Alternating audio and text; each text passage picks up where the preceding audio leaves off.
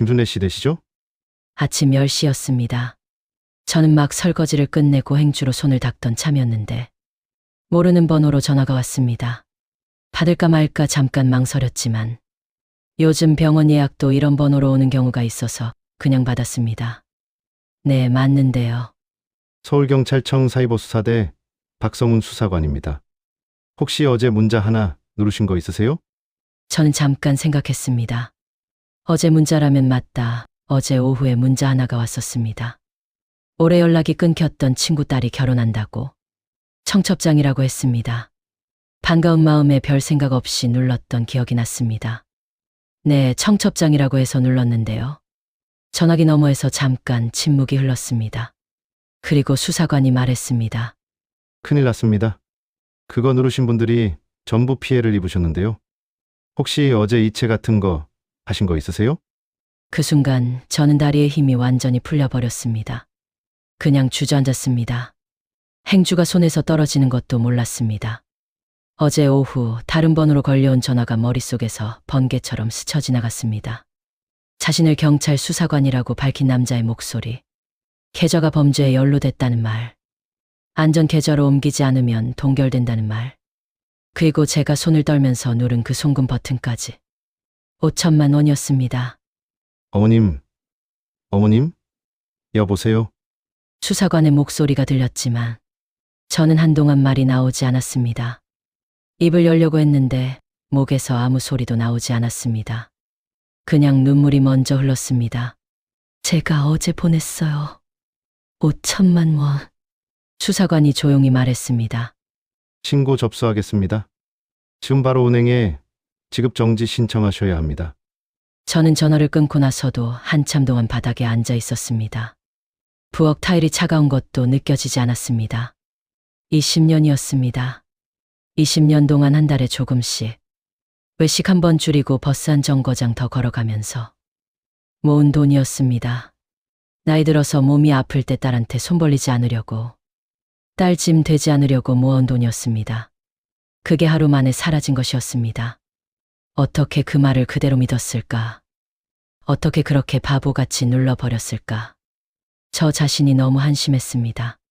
사실 그 전화가 처음 왔을 때 뭔가 이상하다는 느낌이 아주 없었던 건 아니었습니다.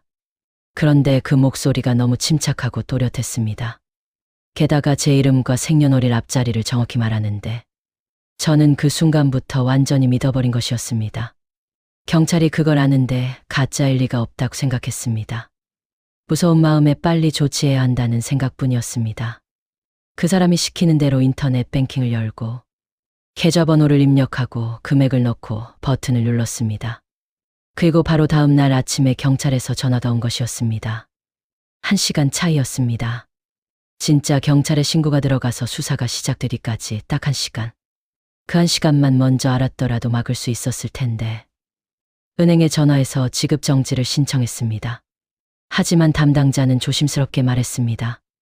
이미 출금이 된 상태라 되찾는 건 수사 결과를 기다려야 한다고 했습니다. 회수가 될 수도 있고 안 될 수도 있다고 확답은 드리기 어렵다고 했습니다. 저는 전화를 끊고 나서 한동안 창밖만 바라봤습니다. 그날 이후로 밥이 넘어가지 않았습니다. 배가 고픈지 아닌지도 잘 몰랐습니다. 밥솥을 열었다가 그냥 닫고 냉장고를 열었다가 뭘 꺼낼지 생각이 안 나서 그냥 닫았습니다. 잠도 잘 오지 않았습니다. 눈을 감으면 통장 잔액이 떠올랐습니다. 자다가도 화들짝 깨서 혹시 꿈이었나 싶어 핸드폰을 열어보고 그럼 또 0에 가까운 숫자를 보게 되는 것이었습니다. 딸 생각이 났습니다. 딸아이는 서울에서 혼자 살며 직장을 다니고 있었습니다. 넉넉하지는 않아도 열심히 살고 있는 아이인데 엄마가 이런 꼴이 됐다는 걸 알면 얼마나 마음이 아플까. 혹시 자기가 뭔가를 해줘야 한다는 부담을 느끼면 어쩌나. 그래서 말하지 않기로 했습니다. 그냥 혼자 사귀기로 했습니다. 일주일이 지나고 열흘이 지났습니다. 저는 아무도 만나고 싶지 않았습니다. 이웃집 아주머니가 문을 두드려도 안에 있으면서 나가지 않았습니다. 괜히 나갔다가 아는 척하면 얼굴에 다 드러날 것 같았습니다. 그 돈을 잃은 것보다 그걸 누군가한테 들키는 게 더 부끄러웠습니다. 내가 이렇게 어리석었다는 게, 이렇게 쉽게 속았다는 게 창피했습니다. 그러던 어느 날 저녁이었습니다. 경찰과 통화하면서 제발 그 돈을 찾아주기를 울부짖으면서 말하고 있는데 현관문 밖에서 딸 목소리가 들렸습니다. 저는 순간 눈물을 닦고 얼른 거실로 나왔습니다. 딸이 가방에서 열쇠를 찾고 있는 것 같은데 한참이 걸렸습니다. 그 잠깐의 틈에 저는 부엌으로 들어가서 냉장고 앞에 서 있었습니다. 아무렇지 않은 척 준비하는 모양새를 만들려고 했습니다. 딸이 문을 열고 들어왔습니다. 딸에게만큼은 절대 알리고 싶지 않았습니다. 부족한 환경에서도 본인 힘으로 올바르게 자라준 딸에게 근심을 주고 싶지 않은 간절한 마음이었습니다. 엄마, 평소랑 똑같은 목소리였습니다. 저는 냉장고 문을 열며 돌아보지 않고 대답했습니다. 왔어? 밥 먹었어? 응, 먹었어. 엄마는? 나도 먹었어. 과일이나 깎을게. 딸은 아무 말도 하지 않았습니다. 저도 아무 말도 하지 않았습니다. 그날 저녁은 텔레비전 소리만 나는 조용한 저녁이었습니다. 딸은 2시간쯤 있다가 일어서며 말했습니다. 엄마, 나 가볼게. 그래, 조심해서 가. 딸이 신발을 신으면서 잠깐 멈칫했습니다. 뭔가 말하려다 참는 것 같았습니다. 저는 모른 척 했습니다. 딸이 나가고 문이 닫히는 소리가 났습니다. 그제야 저는 소파에 기대어 눈을 감았습니다. 그날 밤은 유독 길었습니다. 보름쯤 지났을 때였습니다. 딸한테서 전화가 왔습니다. 엄마, 혹시 보이스피싱 당했어? 그걸 네가 어떻게? 그날 사실 엄마가 통화하면서 우는 목소리 들어서 통화 목록 보고 내가 전화해보니 경찰서길래 내가 물어봤어. 그래서 그렇게 살도 빠지고 그랬던 거야? 엄마가 너무 속상해서 힘들어서 딸 그거 넣어주려고. 엄마가 정말 열심히 모은 건데. 응, 엄마, 범인 잡혔대. 저는 순간 무슨 말인지 알아들었습니다. 그리고 엄마 돈 곧 찾을 수 있을 것 같아. 진짜? 응, 기다려. 딸이 그 말만 하고 전화를 끊었습니다. 저는 한동안 핸드폰을 내려다봤습니다. 정말 찾을 수 있는 걸까? 수사관도 확답을 못 해줬는데 딸이 어떻게 안다는 건지 이해가 가지 않았지만 그 말이 너무 듣고 싶던 말이라서 그냥 믿고 싶었습니다. 그리고 며칠 뒤 아침이었습니다. 잠에서 깨자마자 습관처럼 핸드폰을 열었습니다. 은행 앱을 켰습니다. 잔액을 확인했습니다. 그리고 눈을 비볐습니다. 다시 봤습니다. 또 다시 봤습니다. 5천만 원이 들어와 있었습니다. 손이 떨렸습니다. 심장이 빠르게 뛰었습니다. 바로 딸한테 전화를 걸었습니다. 야, 돈이 들어왔어. 엄마 통장에 돈이 들어왔어. 딸은 잠깐 침묵하더니 말했습니다. 다행이다. 엄마, 어떻게 된 거야, 이게? 경찰에서 찾아준 거지 뭐. 딸이 진심으로 다행이라며 같이 기뻐해줬습니다. 그날 처음으로 밥을 한 그릇 다 먹었습니다. 몇 주 만의 일이었습니다. 그런데 이상했습니다. 그날 이후로 딸이 집에 오지 않았습니다. 전화를 하면 받기는 하는데 목소리가 피곤하게 느껴졌습니다. 말도 짧아졌습니다. 엄마, 나 지금 좀 바빠. 엄마, 나중에 전화할게. 처음에는 일이 바쁜가 보다 했습니다. 직장 생활이 바쁠 수 있죠. 근데 한 주가 지나고 2주가 지나도 마찬가지였습니다. 어쩌다 전화를 길게 받는 날이면 목소리에 힘이 너무 없었습니다. 한 번은 밥 먹었냐고 물었더니 이렇게 대답했습니다. 엄마, 나 지금 일하고 있어. 저를 끊고 나서 한참 앉아 있었습니다. 괜히 마음이 무거웠습니다. 혹시 딸이 저한테 서운한 걸까? 그 큰 돈이 들어왔는데 엄마가 고맙다는 말 한마디 제대로 못한 게 섭섭한 걸까? 아니면 돈을 조금이라도 줄 알았는데 그런 말이 없으니 섭섭한 건가? 아니면 내가 이런 일을 겪어서 딸이 스스로 책임져야 한다는 별의별 생각이 다 들었습니다. 그러다가 또 이런 생각도 들었습니다. 내가 왜 이런 생각을 하는 거지? 내 딸이 그런 아이가 아닌데. 그렇게 생각하는 내가 더 이상한 거 아닌가? 혼자 이런저런 생각을 하다 보면 자꾸 자책이 됐습니다. 돈도 잃었지, 딸이랑 이렇게 어색해지지. 다 제 탓인 것 같았습니다. 그러던 어느 날 오후였습니다. 모르는 번호로 전화가 왔습니다. 보이스피싱이라는 생각이 스치면서 심장이 쿵 내려앉았습니다. 번호를 한참 들여다봤습니다. 그냥 끊으려다가 혹시나 싶어 받았습니다. 여보세요? 이수진 씨 보호자분 되십니까? 병원이었습니다. 이수진 씨 어머니시죠? 따님이 응급실에 오셨는데요. 그 말을 듣는 순간 저는 들고 있던 수저를 떨어뜨렸습니다. 아무것도 보이지 않았습니다. 그냥 핸드폰 든 채로 신발을 신고 나갔습니다. 가방도 안 챙겼습니다. 택시를 잡으면서 손이 얼마나 떨렸는지 단말기에 카드를 밀어넣는데 2번이나 빠졌습니다. 병원에 도착해서 응급실 안쪽으로 들어갔을 때 딸은 침대에 누워 있었습니다. 창백한 얼굴에 눈은 감겨 있었고 링거가 꽂혀 있었습니다. 저는 그 모습을 보는 순간 다리가 또 풀렸습니다. 그래도 쓰러지지 않으려고 침대 손잡이를 잡았습니다. 의사가 나와서 말했습니다. 과로입니다. 수면이 극도로 부족하셨고 몸이 한계까지 온 거예요. 많이 무리하셨네요. 다른 원인은 없는데 간 수치도 많이 올라가 있고 검사가 필요합니다. 왜요? 왜 그렇게 된 거예요? 의사가 잠깐 망설이다가 조심스럽게 말했습니다. 따님이 최근 몇 주 동안 수면 시간이 많이 부족하셨던 것 같더라고요. 저는 무슨 말인지 이해가 안 됐습니다. 수면 부족이요? 의사가 고개를 끄덕였습니다. 같이 오신 직장 동료분이 그러셨어요. 퇴근하고 나서 밤에도 편의점에서 일하셨다고. 저는 아무 말도 못했습니다. 편의점. 퇴근하고 밤에. 그 단어들이 머릿속에서 따로따로 떠돌았습니다. 딸이 왜 전화를 짧게 받았는지, 왜 목소리에 힘이 없었는지가 갑자기 이해됐습니다. 바쁘다고 했던 게 일하고 있다는 말이었다는 게, 일한다는 게 밤에 또 다른 일을 하고 있다는 말이었다는 게. 의사가 자리를 비운 사이 저는 딸 옆에 의자를 끌어당겨 앉았습니다. 딸의 손을 잡으려다가 링거 바늘이 꽂힌 손등이 보였습니다. 멍이 살짝 들어 있었습니다. 그 작은 멍을 보는데 가슴이 너무 아팠습니다. 딸 가방 옆에 놓여있는 휴대폰이 울리고 있었습니다. 받을 생각은 아니었는데 병원이라 오래 울리게 둘 수가 없어 저도 모르게 손이 갔습니다. 딸의 직장 동료가 안부를 묻는 전화였습니다.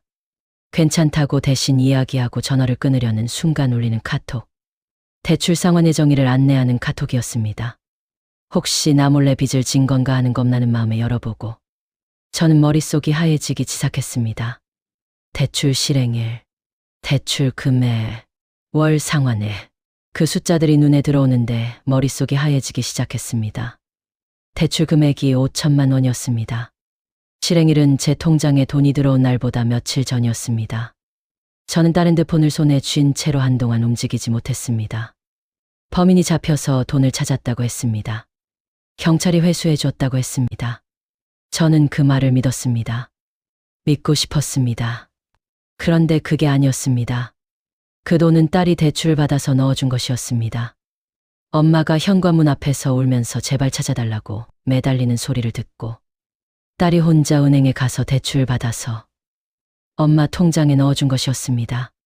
그리고 그 돈을 갚으려고 퇴근하고 밤마다 편의점에서 일하고 있었던 것이었습니다. 숨을 쉬기가 힘들었습니다. 눈물이 나오는데 소리가 나오지 않았습니다. 그냥 눈물만 계속 흘렀습니다. 딸 손등에 있는 그 작은 멍이 자꾸 눈에 밟혔습니다. 그때 딸이 눈을 떴습니다. 여긴 병원? 천천히 눈을 뜨더니 저를 보고는 살짝 놀란 얼굴이 됐습니다. 엄마 여길 어떻게 왔어? 목소리가 걸걸했습니다. 오래 잠들었다가 깬 목소리였습니다. 저는 아무 말도 못했습니다. 그냥 딸 손을 잡았습니다. 손이 뜨거웠습니다. 엄마 왜 울어? 나 괜찮아. 좀 쉬면 돼. 딸이 저를 위로했습니다. 이 상황에서 딸이 저를 위로하고 있었습니다. 저는 딸이 뭔가를 더 말하기 전에 먼저 물었습니다. 이거 봤어? 대출 상환 안내문을 내밀었습니다. 딸이 그걸 보더니 잠깐 멈췄습니다. 그리고 슬쩍 눈을 피했습니다. 엄마, 그거 다 알아. 딸이 아무 말도 하지 않았습니다. 범인 잡힌 거 아니었지? 딸이 잠깐 있다가 작게 대답했습니다. 엄마 그게 그 돈 네가 대출받은 거지. 한 글자였습니다. 그런데 그 한 글자가 가슴 한복판에 박혔습니다. 저는 더 이상 눈물을 참지 않았습니다. 왜 그랬어? 엄마가 우는 거 들었잖아. 엄마 돈은 얼마든 내가 벌면 되는데 엄마가 너무 힘들어해서 엄마가 잘못될까 봐. 딸이 조용히 말했습니다. 현관문 앞에서 다 들었어. 20년 동안 모은 거라고 제발 찾아달라고. 엄마가 그렇게 우는 거 나 처음 봤어.